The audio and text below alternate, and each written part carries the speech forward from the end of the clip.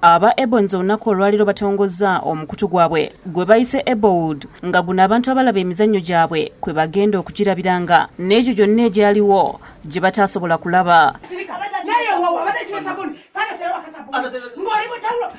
Sam Bagenda amanyiddwa nga Dr. Bosa yatongozza omutimbagano guno gwagambye nti abantu bangi babadde n'obwetaavu okulaba ebintu byabwe wabula nga tebabifuna. Kyokka kati ku mulundi guno buli muntu yenna waakutandika okwerabira emizannyo gyabwe saako ennyimba ng'ali ku ssimu ye. Kuviira ddala mu 1977 ng'ekibiina kyakatondebwawo okutuuka kati. N'olwekyo emizannyo gyonna gy'ojjukira nga tukyalina Jimmy Katumba, awo ne tujja ne Nakawunde, abajjukira Dr. Dick. And a link will be sent to you. Just click that link and you'll be able to access all this content for as much as you want.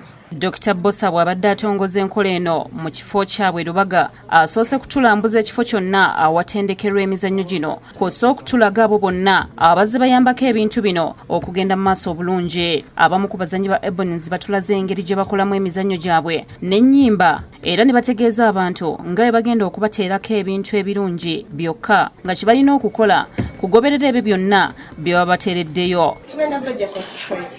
Abadde bakyagala mukozi n'abantu bakyawaganye bangi naye agakatuna mugulu mugenda kuddingana.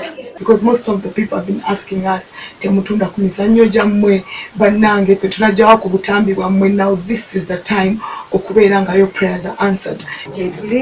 Ku Facebook platform ya page baggulawo bannange byonna byonna ebintu bibeerayo. Dr. Bosa asuubizza ebintu eby'enjawulo eri abalabi era n'abasaba okugenda mu maaso n'okugoberera omukutu oguguddwawo okusobozesa abantu okugoberera emizannyo egy'aba Ebonies.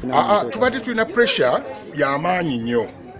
Abantu waliwo abalina emizannyo nga gye baayagalanga ennyo, the plot, emizannyo nga Daisy, emizannyo nga the dollar, nga babadde batuteeka ku pressure nti mugitulaga ddi, muligitunda koddi oba and so on. Ronald Kakoza yakusakidde eggulire lino ku Bukedde TV.